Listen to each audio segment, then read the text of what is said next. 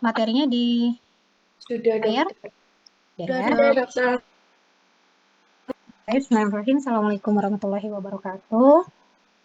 Selamat malam tuh adik-adik semua. Malam ini kita kuliah pemeriksaan elektrolit, khususnya pada elektrolit natrium, kalium, dan klorida. Nah, elektrolit sendiri itu merupakan suatu senyawa yang bermuatan yang dapat menghantarkan listrik yang berupa ion-ion ya. Jadi seperti kita ketahui bahwa 70% komponen tubuh manusia itu. Nah, di mana cairan itu berisi ion-ion ya. Ionnya bisa ion kation dan ion yang negatif atau anion. Nah, kation apa aja yang ada di dalam tubuh kita? Yaitu natrium, kalium, kalsium, magnesium, antara lain itu ya. Nah, kemudian ada yang bermuatan negatif atau anion itu adalah klorida dan bikarbonat atau HCO3. Nah, fungsi utama dari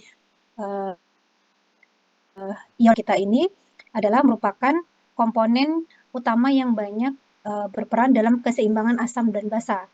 Nah, keseimbangan asam basa itu apa? Kalau saya nggak tahu ya, mungkin kalian apakah sudah dapat atau mungkin nanti di pertemuan yang apa, kalau membahas topik tentang blood gas analysis ya. Nah, disitulah juga peran dari ion-ion yang ada dalam tubuh kita. Jadi mengatur keseimbangan basa-basa pada proses pemeriksaan blood gas atau dalam proses pernafasan seperti itu ya, yang mana mengatur volume dan regulasi osmotik dan proses lainnya. Banyak fungsinya meskipun ion ini ya tidak tampak, tidak mungkin tidak seperti parameter kimia klinik lainnya yang rutin diperiksakan. Ada pada kondisi-kondisi khusus yang nanti juga kita bahas. Namun perannya sangat penting sekali untuk mengatur keseimbangan asam basa dan untuk mengatur volume dalam tubuh kita. Untuk pemeriksaan elektrolit sendiri, ini metodenya ada 3 ya secara umum, yaitu metode flame photometric,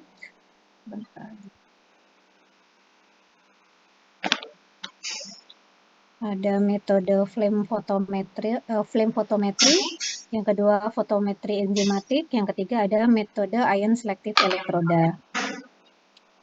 Nah, itu dari sisi metodenya. Nah, untuk dari sisi sampelnya, jenis sampel yang digunakan untuk pemeriksaan elektrolit ini, itu bisa dari darah utuh atau whole blood, bisa plasma, bisa serum, urin juga bisa. Jadi yang prinsipnya adalah ion ini berada dalam cairan tubuh kita, maka pada saat berada di sirkulasi maupun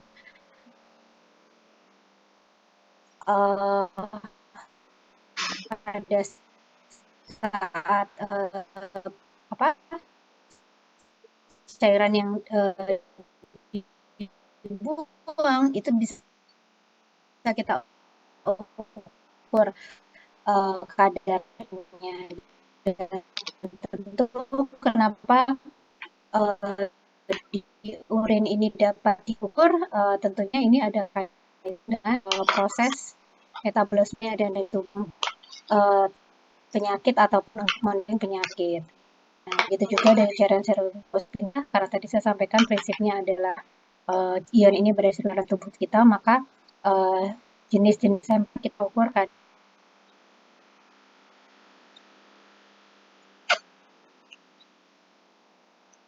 yang mempengaruhi proses hemolitik.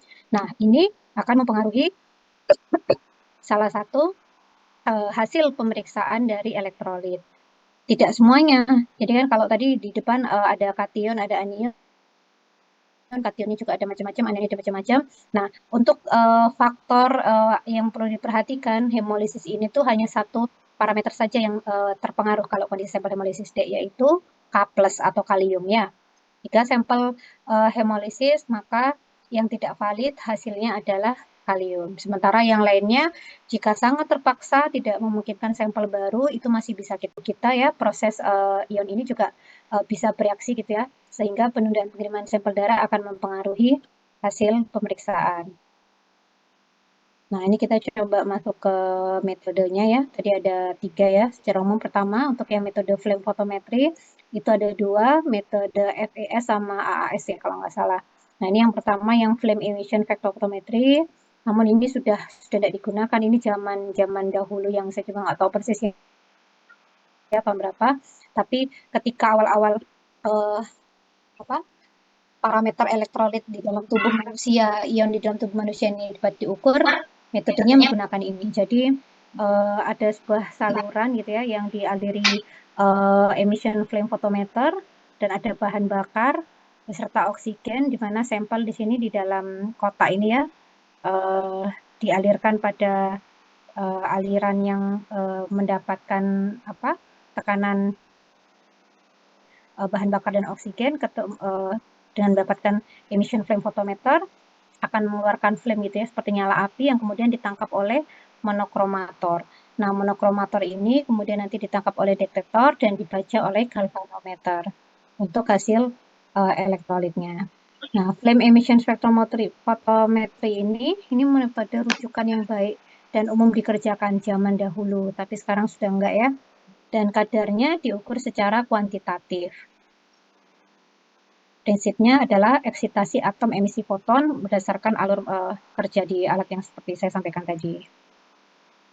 Nah, ini yang kedua yang AAS tadi, metode atomic absorpsi spektrofotometer, prinsipnya adalah spektrofotometri, metode yang pertama ini.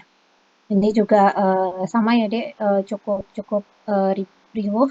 Nastono saja bahwa ini adalah metode dulu awal kali bagaimana uh, ion atau elektrolit di dalam tubuh kita itu bisa dideteksi. Ini ada kapil cup dari sampelnya yang kemudian dialirkan dalam chamber, mana chamber ini juga mendapatkan apa gas bahan bakar gas dan oksigen sama prinsipnya ya. Oksigen dan bahan bakar itu ada bagian pembuangan yang kemudian dialirkan, diberi sinar halokatogen lamp. Nah, ini akan ada flame-nya yang kemudian ditangkap oleh monokromator, diteruskan ke detektor galvanometer untuk dibaca kadarnya. Sama seperti yang FPS, prinsipnya dia mengukur kadar secara kuantitatif, dilaporkan dulu sensitivitasnya jauh lebih baik daripada FPS ya. Prinsipnya absorpsi cahayanya berasal dari halokatogen lamp tadi yang kemudian bisa ditangkap oleh detektor. Nah, ini secara umum pemeriksaan apapun kalau kita seorang ini ya laboratory medicine gitu ya sudah tentunya tidak asing terhadap namanya kalibrasi. Apapun parameternya, apapun metodenya, kalibrasi itu penting harus dilakukan, di mana kita mengukur kuantitatif dari satu bahan dibandingkan dengan bahan yang diketahui kadarnya. Nah, ini metode yang berikutnya, ion selective electroda. Ini ISE ini adalah metode yang pada umumnya digunakan pada alat-alat otomatik yang ada. Mungkin nanti kalau kalian dapat pengalaman apa ya magang atau nanti kalau praktikum ya di rumah sakit UNER, kebetulan rumah sakit UNER menggunakan metode ISE ini. Kalau di Sutomo juga iya, cuman kalau di Sutomo itu kita menggunakan alat yang untuk mengukur uh, elektrolitnya ini alatnya itu bisa untuk all in one lah seperti itu. Nah, tapi kalau di rumah sakit UNER untuk pemeriksaan elektrolit ini kita alatnya khusus. Jadi khusus untuk elektrolit saja, tidak gabung dengan pemeriksaan kimia klinik yang lain. Nah, untuk ISA ini prinsipnya dia berdasarkan potentiometer ya. Kalau yang tadi awal itu semua spektrofotometer gitu ya. Spektrum cahaya dari flame ataupun dari sumber cahaya yang lain yang direaksikan, yang kemudian ditangkap oleh monokromator dan detektor untuk diukur kadarnya. Kalau ISA ini berdasarkan potensiometer ion. Potensiometer itu apa? Yaitu analisis berdasarkan perbedaan potensial antara kedua elektroda. Nah, ini ada istilah mungkin nanti yang perlu kalian ketahui juga, elektrokimia ya, pengukuran gerakan elektron dalam larutan elektrolit. Nah, jadi ini komponen-komponen atau istilah-istilah yang ada kalau kita menggunakan metode ISED, ion selective electroda ya. Prinsipnya dia ada elektroda detektor untuk masing-masing elektroda yang untuk masing-masing ion yang mau kita deteksi. Jadi di dalam alat itu ada elektrodanya, dia sebagai konduit. Jadi elektrodanya itu sudah menempel di alat. Kemudian nanti ada saluran-saluran yang mana nanti cairan itu mengalir pada masing-masing saluran untuk masuk ke elektroda-elektroda yang mau kita cari seperti itu. Nah, elektrodanya pun ada dua jenis, elektroda indikator dan elektroda reference. Elektroda indikator yaitu elektroda yang besar potensial variasi.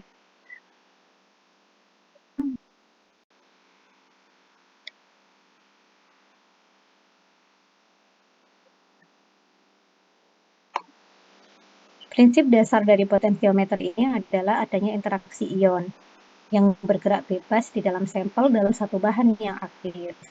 Nah, membran ion selektif ini kemudian memisahkan sampel yang tidak diketahui konsentrasinya oleh elektroda indikator ya, yang akan mendeteksi membran ion selektif ini nanti yang memisahkan sampel yang tidak diketahui konsentrasinya dari elektroda indikator.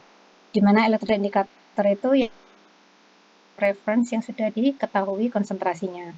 Nah, aliran ISA ini dengan elektroda referen atau pembandingnya akan menghasilkan beda potensial. Nah, beda potensial ini yang kemudian kita ukur dengan voltmeter. Nah, ini salah satu ya, Dek ya, pengukuran elektrolit dengan potensiometer pada alat AVL 9180. Kalau nggak salah ini punya ini ROS deh, automatic ROS ya. Nah, ini dasarnya sama ya, mengulang aja. Interaksi ion yang bergerak bebas dalam sampel dengan bahan sensor yang aktif. Nanti ada membran ion selektif. Kenapa ada membran ion selektif? Berarti dia nanti yang memisahkan ion yang tidak diketahui konsentrasinya dari elektroda indikator analit yang diketahui konsentrasinya.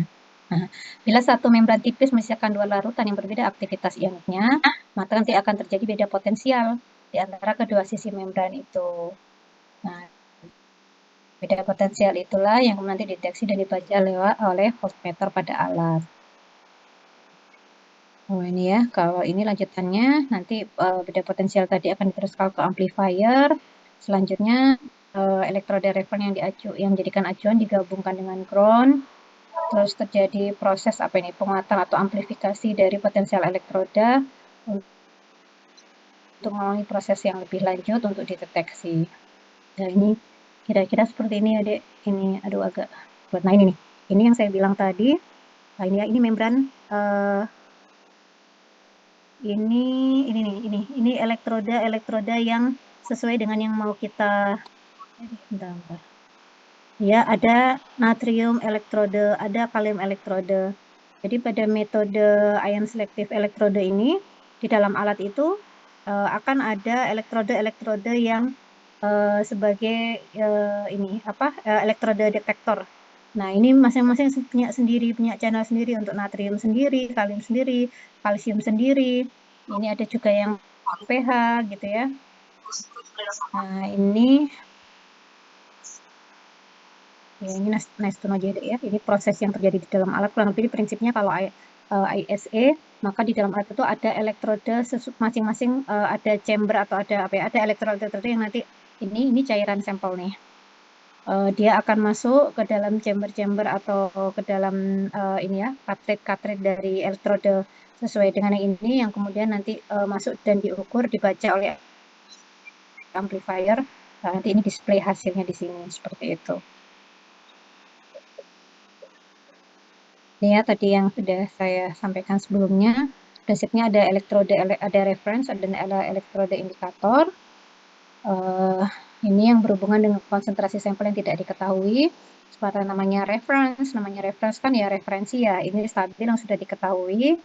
Nah, perbedaan konsentrasi antara ion yang dicari dan ion yang sudah diketahui kadarnya ini akan menyebabkan perbedaan ion atau beda potensi ion ya, yang masing-masing dari elektroda yang diketahui. Nah, nanti konsentrasi ion dalam sampel ditentukan oleh kurva kalibrasi yang ditentukan oleh penggunaan rute standar dengan presisi konsentrasi ion yang diketahui.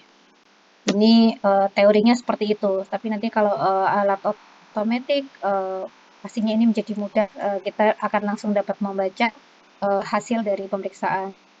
Prinsipnya mungkin yang perlu adik-adik ketahui adalah untuk yang metode ISE ini maka kita harus ada elektrode indikator dan elektrode reference tadi ya. Nah, ini untuk kalibrasinya khusus untuk ini ya jenis yang contohnya pada AVL 9180 ini dilakukan otomatis setiap 4 jam atau bisa secara otomatis pada setiap pemeriksaan. Siklus kalibrasinya dapat diawali secara manual saat tidak ada sampel yang dikerjakan atau langsung kalibrasi begitu alat dinyalakan juga bisa, itu tergantung settingan aja.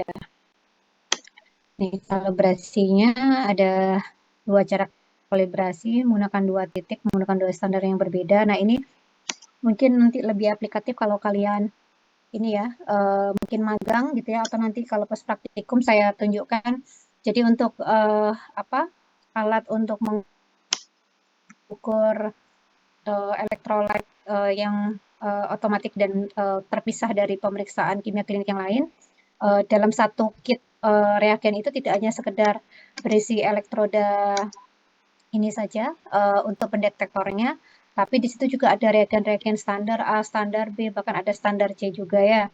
Jadi ada untuk misalnya ini kan, natrium 150, kalium 5, cat klorat 115, yang standar A. Standar A ini artinya apa? Kadar-kadar yang tinggi. Nah, kan hasil elektrolit itu bisa normal, bisa rendah, bisa tinggi. Nah, pada kadar yang kategori tinggi menuju ekstrim, nah ini kita harus punya standar bahan yang diketahui kadarnya, dan begitu juga kadar standar dari bahan yang nilainya rendah ya, seperti yang standar B ini ya, untuk reagen kalibrasinya. Nah, ini bagian dari pre-analitik yang bisa menyebabkan hasil tidak valid gitu ya. Misalnya apa? Pada pengambilan sampel ini idealnya dianjurkan tanpa torniket, atau torniket ini dilepas setelah jarum masuk pembuluh vena. Tapi kita kan kalau melakukan sampling atau flebotomi kan pasti ini ya menggunakan torniket gitu ya, karena memang untuk membantu memberikan tekanan pada saat kita melakukan aspirasi atau pada saat ya flebotomi itu. Nah, cuman seperti yang saya sampaikan tadi terkait sampel yang perlu diperhatikan adalah kondisi hemolisis. Nah, tindakan pemasangan torniket ini dikhawatirkan nanti akan mempengaruhi sampel, menyebabkan hemolisis. Nah, namun kan sebenarnya ini sesuatu yang bisa kita antisipasi. Nah, antisipasinya karena kalau kita melakukan flebotomi tanpa torniket pun nanti hasilnya nggak bisa maksimal ya, karena memang proses pemasangan torniket atau pembendungan itu memang perlu dilakukan pada saat proses flebotomi. Nah, kalau tidak dibantu dengan pembendungan pasti juga akan agak-agak sulit ya. Meskipun bisanya bisa, tapi pasti juga akan lebih sulit. Dan ini kan sudah rutin atau SOP-nya juga pasti ada proses pemasangan torniket untuk pembendungan ini. Nah, tapi khusus untuk pemeriksaan elektrolit, nah ini perlu lebih hati-hati aja agar sampel yang kita hasilkan, nanti kita dapatkan nanti tidak terjadi hemolisis. Nah, ini modifikasinya itu atau strateginya ya torniketnya segera dilepas setelah jarum masuk pembuluh darah vena. Ya, tunggu kurang lebih 2 menit sebelum sampel ditarik. Jadi biar memberikan relaksasi sedikit ke pembuluh darahnya. Nah, penggunaan torniket pada pemanggilan darah, nah ini beberapa literatur menyampaikan menyebabkan kenaikan kadar kalium 10 sampai 20.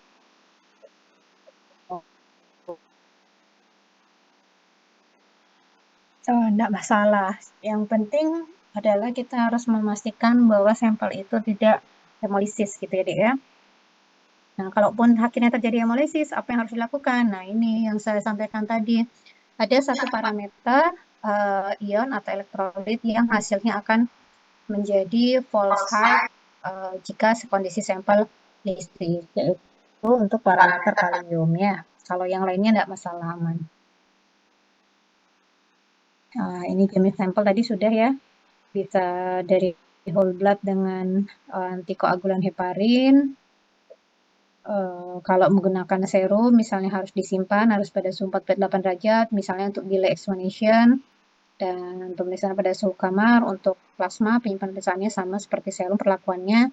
Nah, untuk urin, ini khusus untuk urin ya, Dek. Ini sebenarnya bisa dikembalikan ke insert kit dari masing-masing alat yang kita gunakan. Tapi ini khusus untuk menggunakan alat jenis APL 9180 ya. Untuk urin nanti ini ada perbedaan ini perbandingan antara sampel dengan diluennya. Ini rasionya 1:2. Seperti itu. Kalau yang menggunakan sampel darah ini 1:1. Oh, ini tadi sudah ya prinsipnya. Intinya elektrodanya ini sesuai dengan yang mau kita setting di alat. Ini kebetulan untuk pemeriksaan kalium chloride. Tapi apakah bisa untuk kalsium, magnesium? Bisa. Yang penting, nah ini selanjutnya yang perlu kalian ketahui juga untuk nilai rujukan ya. Kita kategorikan berdasarkan sampelnya, apakah dia urin. Nah, khusus untuk sampel urin ini idealnya pengukuran elektrolit itu menggunakan sampel urin yang ditampung selama 24 jam. Kalau misalnya ada permintaan yang tidak tersimpan 24 jam, gimana? Dan memang sulit misalnya seperti itu. Tapi ini perlu klinisi perlu tahu, perlu mengecekkan ini. Ya enggak apa-apa, cuman jangan lupa memberikan catatan hasil yang dikeluarkan tadi, diberi keterangan ini bukan merupakan sampel tampung urin bukan urin tampung 24 jam, catatan itu, dan kemudian nilai rujukannya pun ini tidak boleh disertakan karena nilai rujukan ini kan nilai rujukan per hari. Per hari itu maksudnya per 24 jam itu supaya tidak memberikan hasil yang interpretasi ya. Jadi misal hasilnya ternyata rendah sekali, kita tetap memberikan nilai rujukan, nanti malah jadi miss. Padahal sebenarnya kalau itu kondisi 24 jam itu masih dalam batas normal. Tapi pertama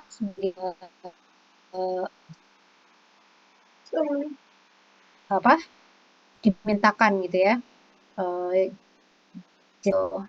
Tetap harus yang kondisi ideal ya. Nah, sementara untuk serum atau plasma ini pada kadar 3,6/145 milimol per liter. Kemudian ini oh ya, lazimnya Dek, meskipun kondisi menggunakan serum maupun plasma ini bisa, tapi idealnya atau rutinnya yang kita gunakan itu adalah serum. Kenapa? Karena pada beberapa antikoagulan itu bisa mempengaruhi hasil ini hasil elektrolitnya karena ya itu ya antikoagulan ini bisa bereaksi dengan apa ion di dalam tubuh kita sehingga hasilnya bisa bisa invalid. Nah, sementara kalau serum ini kan apa uh, apa namanya itu cairan yang telah terpisahkan dari sel-sel darah tanpa antikoagulan kan. Jadi dia alami kan tanpa ini ada zat tambahan apa-apa. Jadi sehingga apa yang kita ukur itu khususnya untuk elektrolit ini lebih aman, lebih valid untuk diukur elektrolitnya. Karena beberapa itu tadi antikoagulan bisa bereaksi, nanti bisa mempengaruhi hasil. Jadi idealnya untuk khusus untuk pemeriksaan ini ya pakai serum seperti itu. Yang penting diperhatikan juga reference normalnya ya.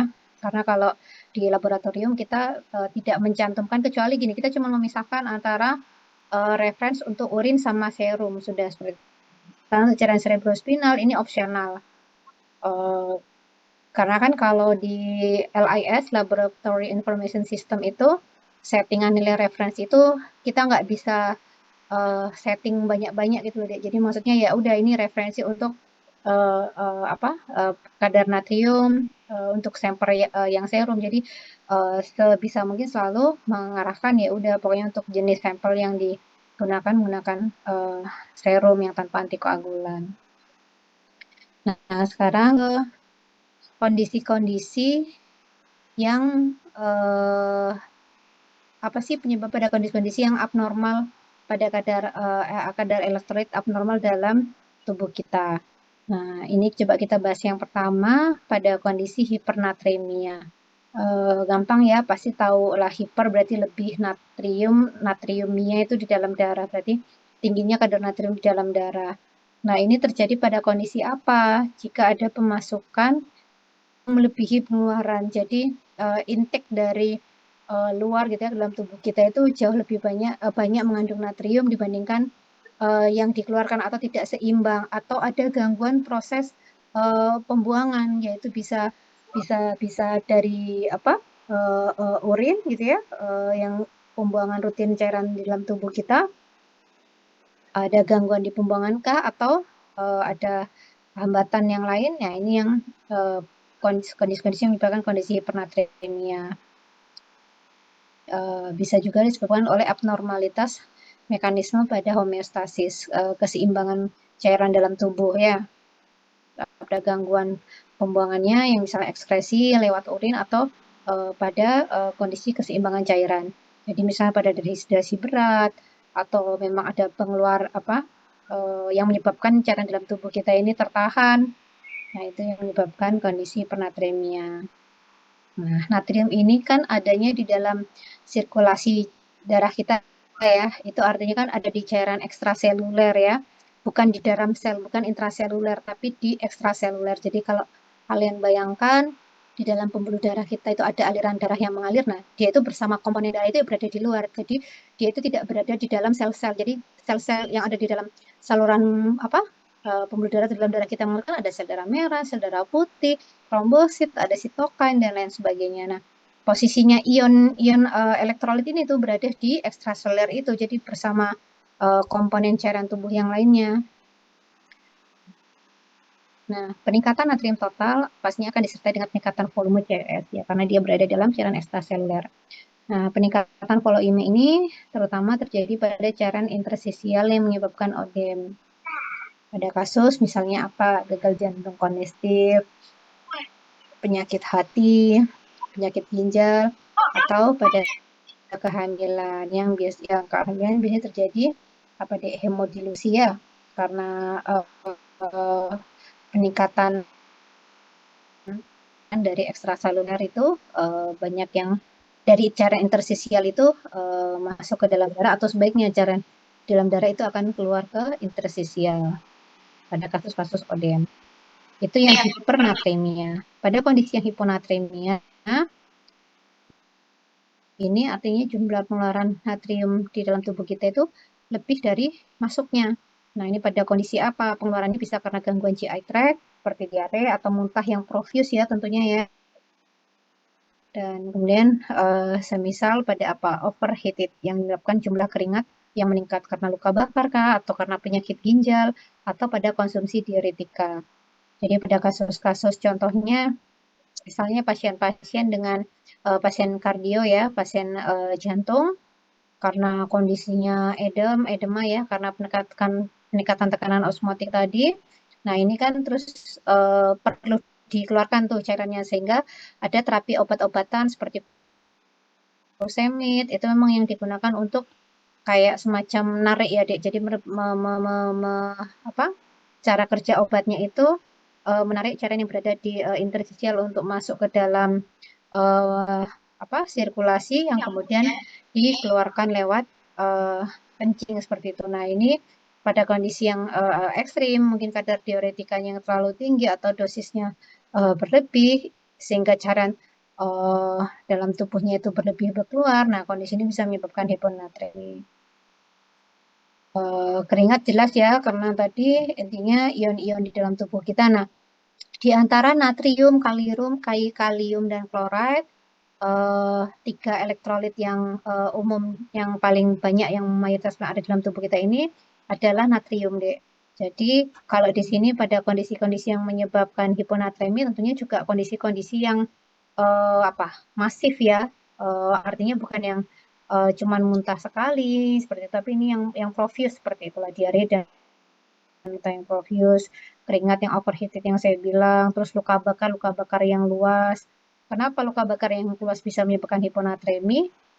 Karena tubuh kita banyak yang menguap karena luka bakar tadi seperti itu. Jadi eh, tentunya cairan di dalam tubuh kita juga akan banyak yang menguap. Nah, bisa menyebabkan hiponatremi. Kalau ini bahkan kadar elektrolit yang lain pun juga akan terpengaruh.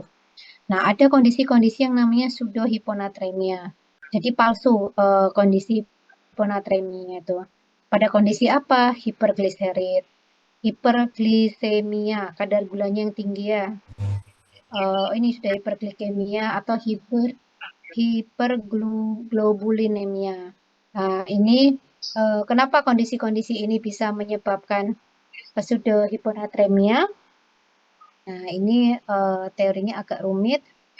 Yang jelas pada proses metabolisme glukosa, eh, globulin, nah ini bisa menyebabkan rendah palsu, tapi sebenarnya natriumnya masih dalam batas normal aja. Nah, terus kita coba ke elektrolit yang kalium. Elektrolit yang kalium ini terjadi karena permindahan dari intraseluler ke ekstraseluler. Intraseluler itu berarti maksudnya yang di dalam pembuluh darah ya, Dek. Ekstraseluler ya di luarnya. Jadi kalau kalian pasti tentunya belajar anatomi juga kan ya. Ada ruangan-ruang di dalam tubuh kita itu contohnya semisal di dalam apa? Di pleura, yaitu ruangan antara paru-paru dan dinding paru-paru. Kemudian ruang kosong yang di antara organ-organ di dalam perut kita. Nah, itu semua area-area ekstraseluler. Sementara yang namanya intraseluler itu yang berada di dalam pembuluh darah atau lebih tepatnya di dalam selnya ya. Nah, hiperkalemi ini itu satu kondisi perpindahan kalium dari intra ke ekstraseluler yang mana bisa juga disebabkan karena peningkatan pemasukan intake intake yang mengandung kalium atau karena pengeluaran kalium atau pada proses ekskresi. Nah, kalau secara penyakit asidosis itu apa deh? Asidosis itu jadi ion H-nya rendah seperti itu.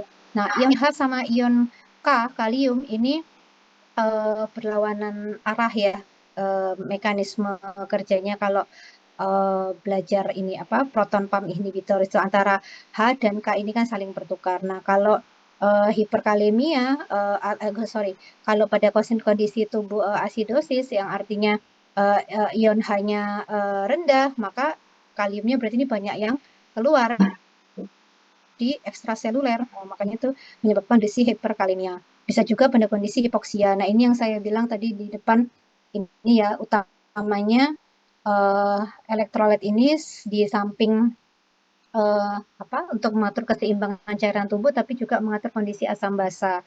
Pada pasien-pasien yang hipoksia kadar oksigennya tuh di dalam tubuh kita rendah, maka terjadi yang namanya metabolisme laktat, yaitu banyak menghasilkan asam, asam itu ion H. Kalau apa asam, ion H-nya artinya sedikit, maka kaliumnya yang banyak dikeluarkan karena ini ya proton pump itu berlawanan arah. Nah, kemudian juga bisa pada defisiensi insulin. Nah, insulin ini juga hormon yang apa ya, kerjanya itu berlawanan dengan ini, mempengaruhi metabolisme kalium di dalam tubuh kita. Jadi kalau pasien yang kalau mungkin adik-adik tahu pada pasien-pasien diabetes ya, itu seringkali kalau dia penurunan kesadaran karena hipoglikemi, maka kalau dicek elektrolit kaliumnya itu bisa tinggi-tinggi atau jadi hiperkalemia. Terus bisa juga trauma otot karena apa? Kalium ya, kalium itu adalah ion yang berada di dalam intraseluler. Jadi kalau ada di dalam intraseluler sel-sel yang berinti ya di dalam intrasel yang berinti. Jadi kalau otot itu kan termasuk sel yang berinti. Jadi kalau ada trauma otot, jejas ataupun apa ya trauma luka potong dan sebagainya. Nah itu kalium yang berada di dalam sel otot akan keluar ke sirkulasi ke CES. Nah itu kalau diukur kadarnya bisa tinggi hiperkalemi. Terus intake meningkat ini apa ya? Tapi rasanya kok saya juga belum pernah tahu kasus yang apa over intake. Salah satu sumber kalium makanan itu kan adalah ini ya, pisang ya, dia buah pisang gitu, terus menyebabkan hiperkalemi. Saya juga belum ini menurun. Nah, ada kondisi-kondisi juga yang menyebabkan pseudo hiperkalemia. Nah, ini yang kondisi hemolisis ya, yang tadi sudah kita bahas, yang harus kita perhatikan kalau kondisi sampel yang hemolisis ini, maka akan memberikan hasil elektrolit khususnya kalium yang tidak valid. Karena kenapa? Untuk ion kalium itu adanya di dalam sel. Ya, nah, jadi kalau terjadi hemolisis pada sel eritrosit atau pada kondisi leukositosis, ini juga bisa menyebabkan kondisi pseudo. Tapi sebenarnya normal aja kadar kaliumnya, cuman karena sampelnya yang tidak layak untuk hemolisis atau pada pasien-pasien dengan leukositosis, apapun itu penyebabnya, harus hati-hati. Kadar kaliumnya tinggi, sebenarnya itu hanya pseudo hiperkalemia aja. Nah, ini kondisi yang hipo, yang kadarnya rendah. Ini sebaliknya ya, kalau tadi karena hiper itu masuknya dari intra ke ekstra, kalau ini perpindahan kalium dari ekstra yang menuju ke intra. Pada kondisi apa? Pada kondisi alkalosis. Alkalosis kebalikannya asidosis ya, Dek. Kalau alkalosis pada kondisi apa? pH darah itu basah, maka hanya banyak, maka kaliumnya akan sedikit atau rendah. Ini pemberian diuretik ya, seperti yang saya sampaikan tadi, dampak pemberian diuretik ini tidak hanya terhadap kadar natrium saja. Kalau kalian ingat tadi yang saya sampaikan tentang hiponatremi, tapi juga akan mempengaruhi hasil untuk parameter kaliumnya ya. Kemudian juga karena intake yang menurun, bisa juga karena peningkatan ekskresi di gastrointestinal. Nah, peningkatan ekskresi itu apa? Sama seperti yang tadi, GI tract itu problemnya ya diare atau muntah yang profuse ya. Nah, ada kondisi-kondisi juga yang menyebabkan ini pseudohipokalemi, yaitu pada peningkatan ekskresi di urin ya. Itu bisa dilaporkan sebagai penyebab pseudohipokalemi. Namanya pseudo ini berarti palsu ya, Dek, tapi sebenarnya kadar kaliumnya di dalam tubuh, di dalam darah ini sebenarnya normal. Selanjutnya hiperklorida. Ini ya, kadar klorid yang tinggi di dalam darah.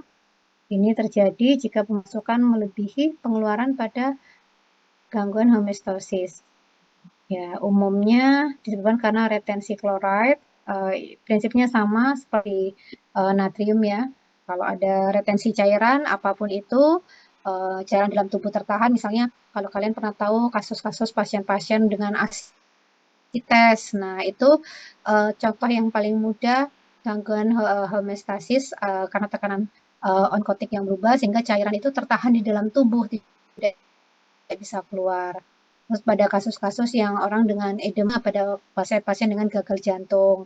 Nah, itu kondisi-kondisi itu adalah kondisi-kondisi yang bisa menyebabkan elektrolit dalam tubuh menjadi hiper semua karena tertahan. Jadi tidak bisa, karena normalnya kan tekanan onkotik itu bisa mengatur cairan di intra dan ekstra secara seimbang lewat pengeluaran ekskresi urin ataupun defekasi seperti itu. Nah, kemudian untuk kondisi hipoklorid ini terjadi karena pengeluaran klorid yang lebih dari pemasukan. Sama ya, prinsipnya adalah elektrolit itu berada di seluruh berada dalam jadi satu dengan aliran darah dalam tubuh kita, intinya bagian dari cairan tubuh kita, sehingga apapun penyebabnya yang keluar berupa cairan pasti akan mempengaruhi hasil elektrolit dalam tubuh kita ya. Yang hipo-hipo ini ya berarti pengeluarannya yang berlebih. Kalau pada kasus GI tract ya diare dan muntah seperti itu. Nah, ini yang perlu juga terakhir yang perlu adik-adik ketahui nih ya, interference ya, pengganggu. Eh, pengganggu hasil, pengganggu dalam hal ini kan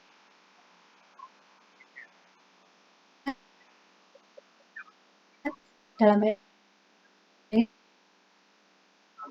artinya adalah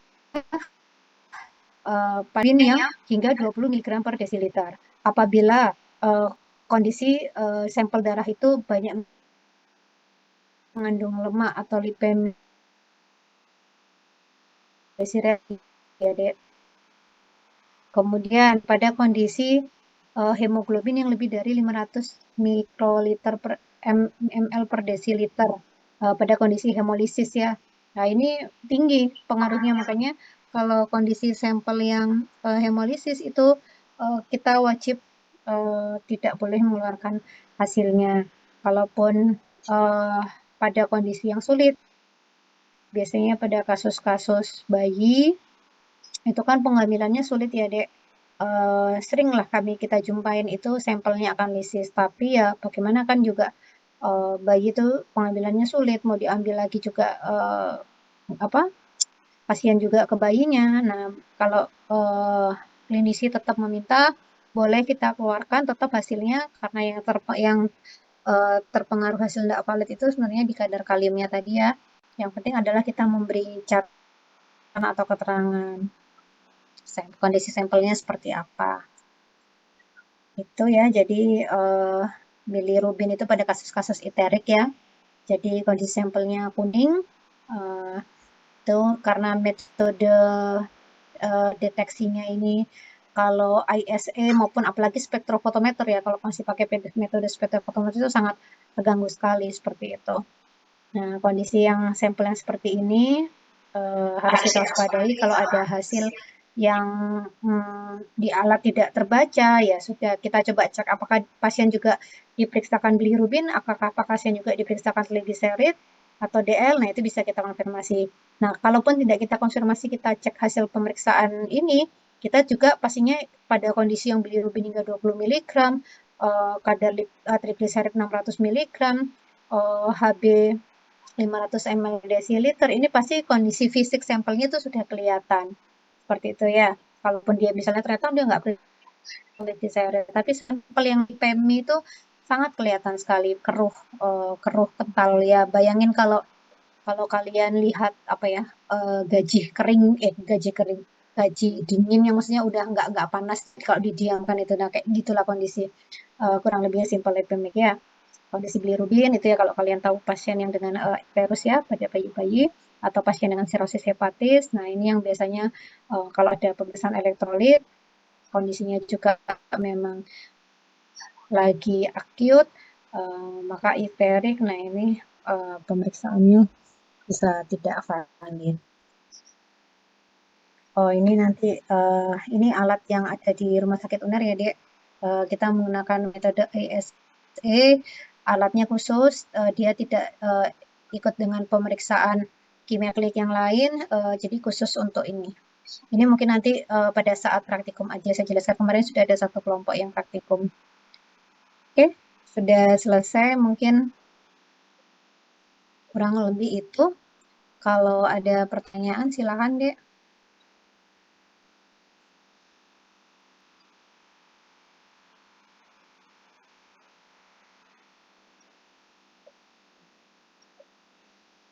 Sudah cukup jelas?